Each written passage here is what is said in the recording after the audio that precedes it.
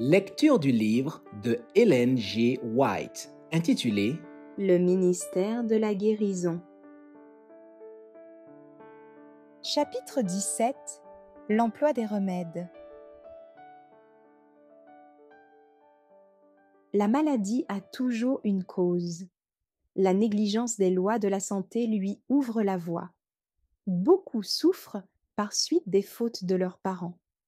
Bien qu'ils ne soient pas responsables de ce qu'ont fait ces derniers, leur devoir est néanmoins de s'assurer qu'ils ne violent pas eux-mêmes les lois de la santé, qu'ils évitent les mauvaises habitudes de leurs parents et par une façon de vivre rationnelle se placent dans les meilleures conditions possibles.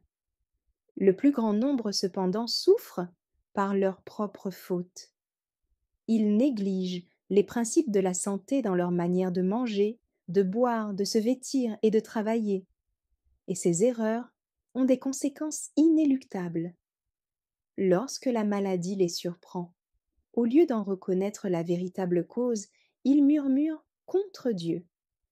Mais Dieu n'est pas responsable des souffrances résultant du mépris des lois naturelles. Le Seigneur nous a donné une certaine force vitale et des organes capables d'assurer les diverses fonctions de la vie, dans une parfaite harmonie. Si nous y prenons garde, nous maintiendrons en bon état le mécanisme délicat de notre organisme, et la santé en résultera.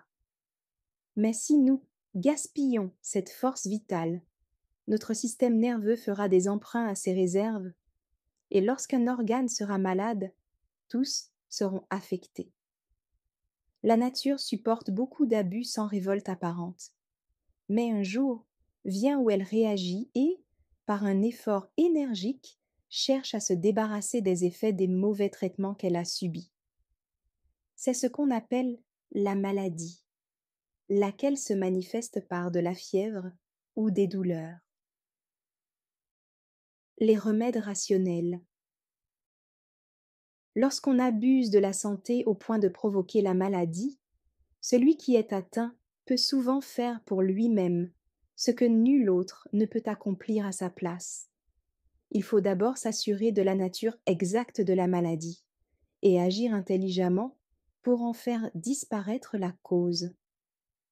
Si le fonctionnement harmonieux du corps a été compromis par le surmenage, les excès de table ou d'autres irrégularités, n'essayez pas de tourner la difficulté en prenant des médicaments toxiques. Les excès dans le manger sont souvent une cause de maladie. Ce dont la nature a le plus besoin dans ce cas, c'est d'être délivrée de la charge excessive qui lui a été imposée. Dans beaucoup de maladies, le meilleur remède est de supprimer 1 ou 2 repas afin que les organes digestifs surmenés puissent se reposer. Une cure de fruits pendant quelques jours produit souvent d'excellents résultats chez les intellectuels. Très souvent, la guérison est obtenue par une courte période de jeûne complet, suivie d'un régime simple et modéré, le tout secondé par les efforts de la nature. Un régime frugal pendant 1 mois ou 2 persuaderait bien des gens que le chemin du renoncement est aussi celui de la guérison. La cure de repos.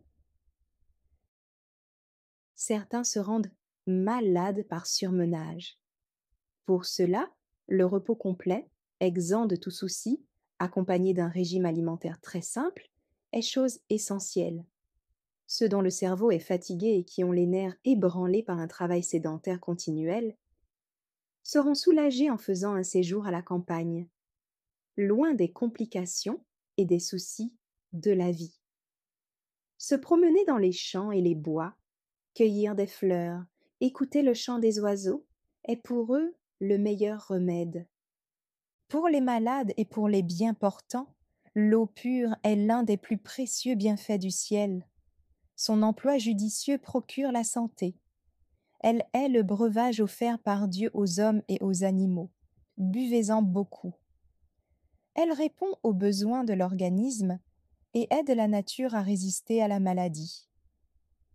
L'application externe de l'eau est l'un des moyens les plus faciles et les plus satisfaisants pour régulariser la circulation sanguine.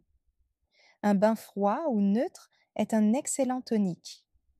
Les bains chauds ouvrent les pores et facilitent l'élimination des impuretés. Pris chaud ou tiède, ils calment les nerfs et régularisent la circulation du sang. Mais beaucoup de gens n'ont jamais connu par expérience les bienfaits de l'usage de l'eau, et ils la craignent. Les traitements hydrothérapiques ne sont pas assez appréciés. Il est vrai que, pour bien les appliquer, il faut faire un effort que beaucoup se refusent à fournir. Mais nul ne devrait rester dans l'ignorance ou dans l'indifférence à ce sujet. Les modes d'emploi de l'eau pour soulager ou pour combattre la maladie sont nombreux. Que chacun soit initié au plus simple. Que les mères, en particulier, sachent comment prendre soin des membres de leur famille, dans la santé comme dans la maladie. L'activité est une loi de notre être. Chaque organe du corps a sa fonction déterminée dont dépend sa force et son développement. L'action normale de tous les organes donne de la vigueur, alors que l'inaction mène à la débilité et à la mort. Essayez d'immobiliser un bras quelques semaines, puis rendez-lui la liberté, et vous verrez qu'il est plus faible que celui dont vous vous êtes servi modérément pendant le même temps. L'inaction produit un effet semblable sur tout le système musculaire. C'est pourquoi elle est une cause fréquente de maladies. L'exercice stimule et régularise la circulation du sang, tandis que l'inaction ralentit et entrave les transformations qui doivent s'y produire et qui sont nécessaires à la vie et à la santé. La peau devient paresseuse. Les impuretés ne sont pas éliminées aussi complètement que lorsque la circulation est activée par un exercice vigoureux, l'épiderme maintenu sain et les poumons remplis d'air. Cet état de choses double le travail des organes excréteurs, et la maladie en résulte. Il ne faut pas conseiller aux invalides de rester inactifs. Le repos absolu peut éloigner une maladie sérieuse dans certains cas de surmenage intense, mais dans les cas d'invalidité chronique, il est rarement nécessaire de suspendre toute activité. Les surmenés intellectuels devraient chasser de leur esprit toute pensée fatigante, mais sans en arriver à s'interdire toute activité mentale. Beaucoup ont tendance à considérer leur condition comme plus mauvaise qu'elle ne l'est en réalité. Cet état d'esprit est défavorable à la guérison et ne doit pas être encouragé.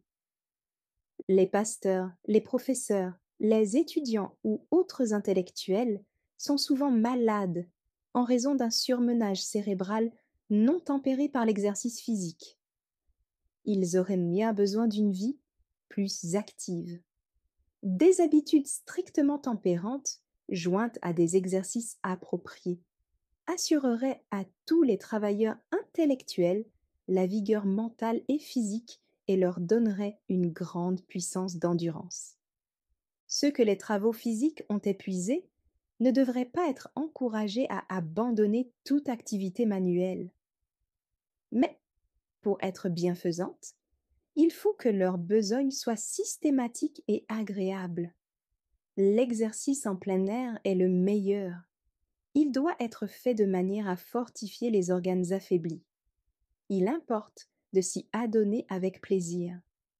Que le travail manuel ne dégénère jamais en une corvée désagréable. Lorsque les malades n'ont rien pour occuper leur temps et leur attention, ils concentrent leurs pensées sur eux-mêmes et deviennent pessimistes et irritables. Ils se complaisent à broyer du noir, croient que leur état est pire qu'il n'est en réalité, et qu'ils sont incapables de faire quoi que ce soit. Dans tous les cas, un exercice physique bien dirigé serait un remède efficace. Il est même parfois indispensable à la guérison. La volonté et le travail manuel vont de pair, et ce dont ces invalides ont surtout besoin, c'est de force de volonté. Lorsque celle-ci est affaiblie, l'imagination s'exalte et la résistance à la maladie est impossible. L'oisiveté est le plus grand de tous les maux qui puissent affliger la plupart des invalides. Un emploi facile et utile, qui ne fatigue ni l'esprit ni le corps, a une heureuse influence sur l'un et l'autre. Il fortifie les muscles, améliore la circulation du sang et donne aux malades la satisfaction de savoir qu'il n'est pas tout à fait inutile dans ce monde affairé. Au début, il ne pourra peut-être pas faire grand-chose, mais il verra augmenter rapidement ses forces, et on pourra lui confier un travail plus pénible. L'exercice est favorable aux dyspeptiques, car il communique une saine émulation aux organes digestifs. Tout travail cérébral intense et tout exercice physique violent après les repas entrave la digestion. Mais une courte promenade, la tête droite et les épaules rejetées en arrière, est très profitable. Malgré tout ce qui a été dit ou écrit concernant l'importance de l'exercice physique, beaucoup le négligent encore. L'embonpoint chez plusieurs provient de l'encrassement de leur organisme par des déchets non éliminés.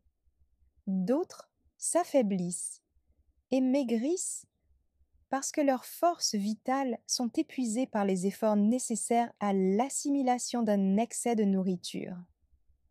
Le foie est surmené dans son rôle de purificateur du sang, et la maladie s'ensuit. Les sédentaires devraient faire chaque jour, hiver comme été, de l'exercice en plein air, lorsque le temps le permet. La marche est préférable à la bicyclette ou à la voiture, parce qu'elle met en mouvement un plus grand nombre de muscles. Elle oblige les poumons à respirer profondément, car on ne peut marcher rapidement sans les remplir d'air. Un tel exercice serait souvent meilleur qu'un remède.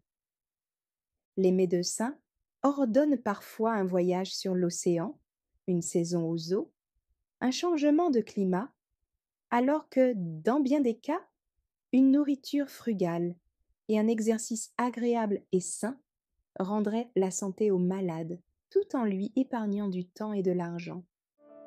Merci d'avoir écouté cette lecture. Si vous avez des questions ou des remarques sur le thème abordé, n'hésitez pas à les partager dans les commentaires et notre équipe ne manquera pas de les considérer. À bientôt sur lereste.org.